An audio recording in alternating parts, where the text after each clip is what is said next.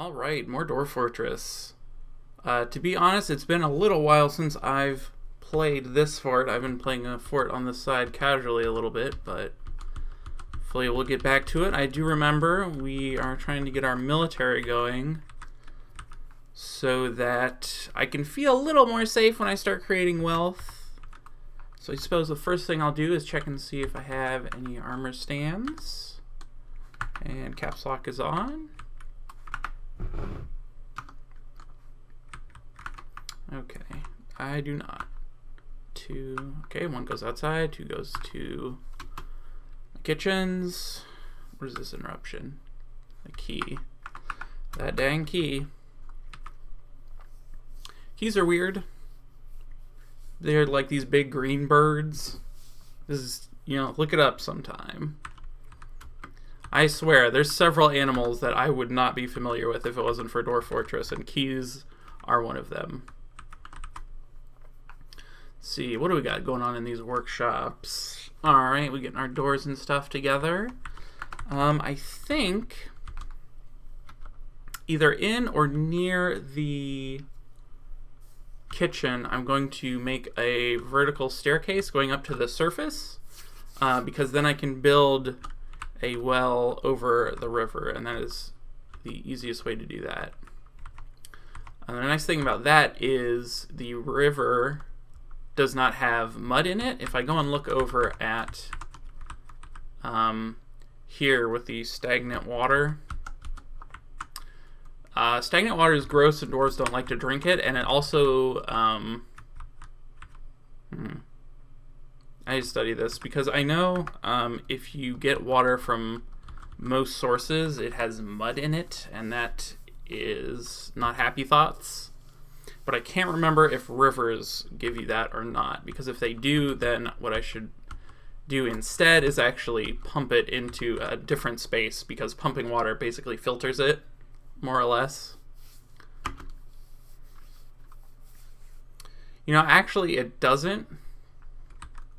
What I'm thinking of is pumping it into a reservoir that has more than one sea level, because if the well is getting water from above the bottom level, then it doesn't get the mud, I believe is how it works. So I may or may not try to do that. One thing I haven't talked about is, oh, that's right, and we had the traders come in. So see, now trade, instead of being grayed out, is highlighted because my trader is there. Let's see what they got. But one thing I was just saying was that I haven't really talked about mods or external programs much, and that's because generally I don't use them, because I would rather play the latest version, which is what I'm playing, 43.05, and a lot of them just haven't been updated for it yet, especially the 64-bit version. So normally I would be using things like Dwarf Therapist, but because it's not available for this version, I don't have access to it. And I would just rather have the newer version than access to all those tools, even though Dwarf Therapist is very nice. And I can totally understand why people would play an older version just to have access to that stuff. DF hack as well, but if that's something people would like to see or hear about, I could definitely make a side video or two on that. But as for this fort, basically we're not going to see much of that. Alright, so I have a few crafts, not a ton. Let's mark all these and see, I can just do that, how much I got. 500. Okay, I think I want cloth, and leather and seeds are always good, especially early. Silk is too expensive. That's kind of expensive too, actually. So I might just grab the one leather bin. See what else we have. Let's see. I think we're doing okay on food. I'm going to pick up some cheap food anyway. We have fishermen, much to my chagrin. Plump helmets. I'm not worried about plump helmets. And a lot of these you didn't see when I was doing the farm because they're above ground plants. And if you put a farm in an area that the game considers outside, then you can actually grow a lot of this other stuff.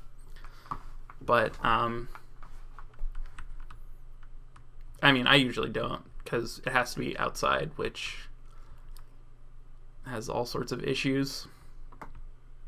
And it's not very dwarfy either. Alright. That might be it. I think I'll just grab as much food and drink as I can afford here. Wine. Don't want blood.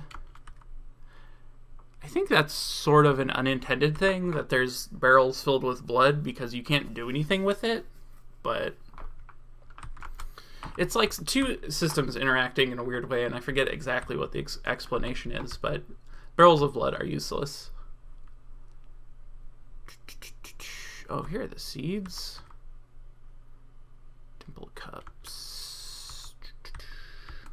Sweet pods. Alright, let's see if we'll go for that. Sometimes the traders want a pretty generous trade from you, so we'll see. Yeah, he's not going for it. So I think I'll take off the leather and see if he'll trade for everything else. How about that? Nope. And honestly, I probably should have prepared more stuff to trade with. But I didn't, so I'm going to have to deal with what I have. Such are the joys of dwarfing. There we go. Alright. So that's nice. Make sure I get some food and drink going. Let's see.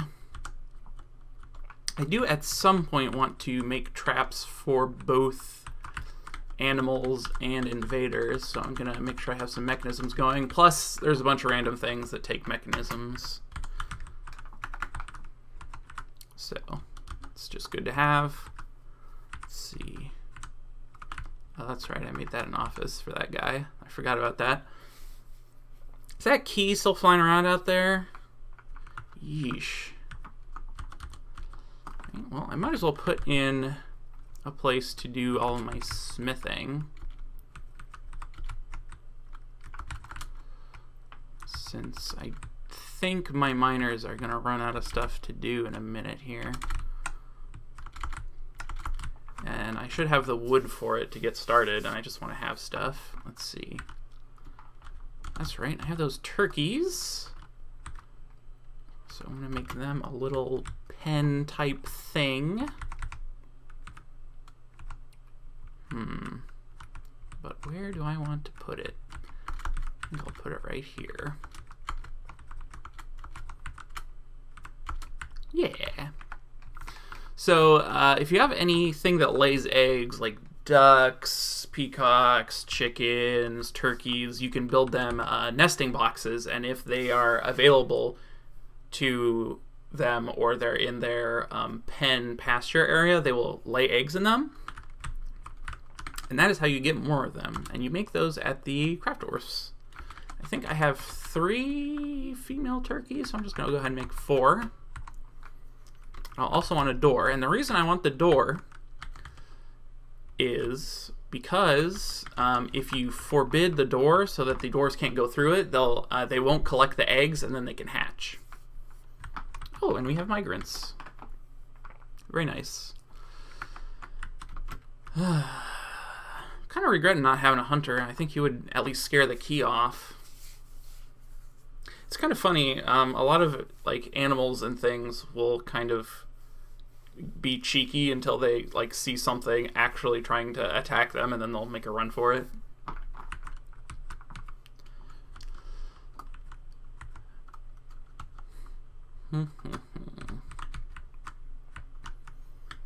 Quern. So this is where we mill plants and mash into slurry, and that is for, I can't remember exactly. I want to say quarry bushes, but basically you you use that slurry to make paper.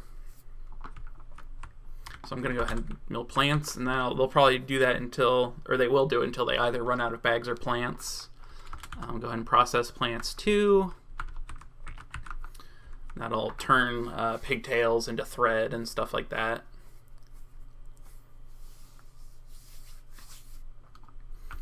Okay. We doing all those supplies for the barracks. They're getting done. And then I will have to, one of the things that I really miss from Dwarf Therapist, which I was talking about earlier, and what Dwarf Therapist is basically is it looks at your Dwarf Fortress game and it generates this spreadsheet of all the dwarves. And the main thing that I used it for was from that spreadsheet you can see who is assigned what labor and you can edit it, which is super convenient because it has all the information right there, and that's also really handy for figuring out who would make a good soldier. So without that, it's kind of obnoxious to look through your dwarves to try and figure out who would make a good soldier. Luckily, I think I brought a couple with me and they have custom professions, so. But I do need to get that going. This key is just driving everybody crazy. It happens. If it's not keys, it's something else. It's like, you know, I think some kinds of monkeys will steal stuff. Some other kinds of birds. It's always something. Or you'll just have like some other random animal. Oh, there's a dead key. That's good. I'm sure a hunter got it or something.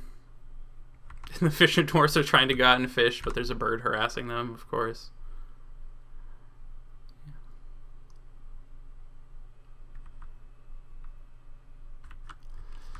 They're hard to see too, because when they fly up a layer, you can't see them, and then they fly back down, and it's very annoying.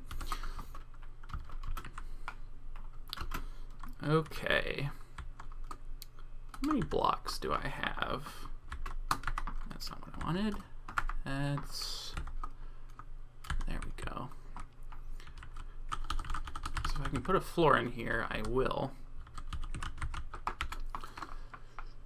Blocks 22. Nope, do not have enough. Alright, I'm just going to skip it. Ceiling's more important anyway. So I guess I will start on that. I'll have to put a make blocks on repeat in at some point. Or I could just do it the slow way, I suppose. But what fun is that? You really only need your barracks to be considered inside, which to do that you would put a roof over it if you're wanting to put beds in it. But you can designate them from armor stands and weapon racks and such, so you really don't have to bother. Not that having a sort of common area with beds is a bad idea, because then any migrants that show up or dwarves that don't have rooms will just sleep in those beds without claiming them. Which is just yet another way to avoid unhappy thoughts. Alright, so here we go, military. This is a whole thing. It's always been complicated, but it got more complicated at one point, and I'm lucky I already half knew how to do it, because it's rough. Alright, so the first thing you gotta do is go to your military screen by pressing M. And here's that military screen. And then we're gonna create a squad for the position of militia commander, and that will just be our first squad. So we're gonna go ahead and do that, push C to create a squad. And then this is asking about uniforms, and what that means is what weapons and armor they will use. And this is going to be a melee squad, so they're going to use metal armor, and then they can use, I think, whatever weapon is available they can take. That's melee. Alright, so we've created the arrows of confining, and the squad positions are vacant. There's no one in the squad right now. So if we go all the way over to candidates, this is the list of people in the fort. And this is precisely why I gave people custom professions as soldiers. So I can do this faster. Let's see, peasants can be good candidates because peasants, having the peasant profession means they haven't learned anything enough to be anything else yet. Theoretically, I only need a couple, but I would like to have 3 or so. This guy's... Oh, well, he's also a soldier. That makes sense, because he had an axe skill.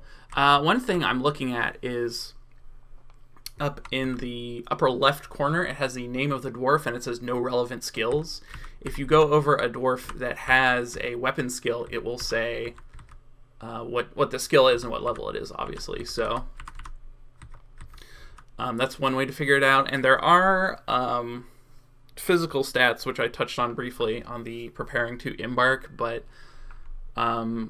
without Dwarf Therapist, trying to actually parse through all of that information would be very time consuming, and honestly, for me, it's not really worth it, even though it is relevant in some cases. But usually that won't be too big of a problem, so, you know, don't worry about it.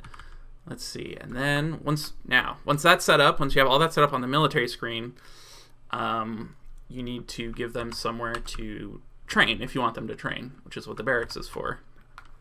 Is that the first time I've mentioned why I want a barracks?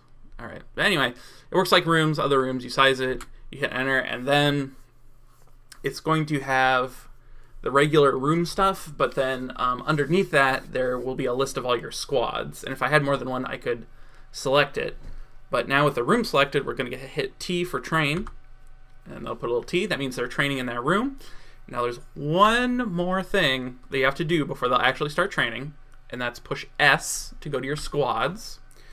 And this will list all the squads you have again, how many doors are in them. So we're going to press A to select the arrows of confining. Oh, you know, I just realized the arrows of confining at the Fortress of Cut Arrows. This is a very thematically named fortress. All right, and then we're going to push T to switch their schedule from inactive, which means they are not being soldiers at all, to active/training. And if they're active/training, it means that they will, the whole squad will carry out any move or attack orders, and however, and they'll train.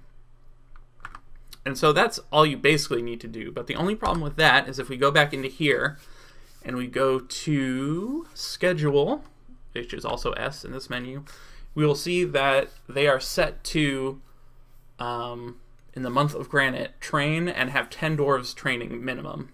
And it's the same for all of them. And you can do some other stuff here. You can set up, and this is stuff that I don't do, but you can set up like patrols and stuff and do all sorts of things. But the main thing I want to do is go to Edit Order. And we want them to train. So they can do all those other things. But we want them to train, but I want them to train 2 soldiers. So that they can cycle out that one dwarf, because dwarfs get unhappy if they have to be a soldier for too long. So usually I will have anywhere from like 60 to 80% of a squad training most of the time. But for right now we have 3 dwarves, so I'm going to put it to 2. That way they can usually have someone to spar with. And I can't remember if I made any training weapons. So I will go ahead and make some of those. But the reason you want training weapons is, boy, I'm saying a lot. With blunt weapons, they are not dangerous to train with because obviously when they're sparring, they don't hit each other that hard. But if you have really sharp edged weapons that they're training with, it does create the risk of dwarves injuring each other accidentally. So when you make wooden training weapons, they will train with those instead. And wood is a awful material to make weapons out of because its edge is very dull. So even if somebody accidentally does hit someone else too hard, they probably won't get hurt. And that key, it needs to die now. So where is it? Where's this key? How many keys are there? There are 3. All right, here's key number 1. He's overcome by terror. All right, how high up is he? Wow, he is flying pretty high, and he's not that close, so I'm going to ignore him. Where's this guy? All right, he's also not doing anything, so it must be this 3rd guy. Right? Right? No? None of these keys are very close. That's bizarre. But now, just by having those soldiers there, it'll kind of spook the keys a little bit. which is nice. So that's basically how you do that. And you'll see soon there is a dwarf that has like a solid color will come up, and that means he's a soldier. So now he's going to train probably. Yes, and he has individual combat drill, and so they will just kind of hang out. They'll do drills with each other. They'll do demonstrations for each other. They'll spar, and that will improve their fighting skills, which is good.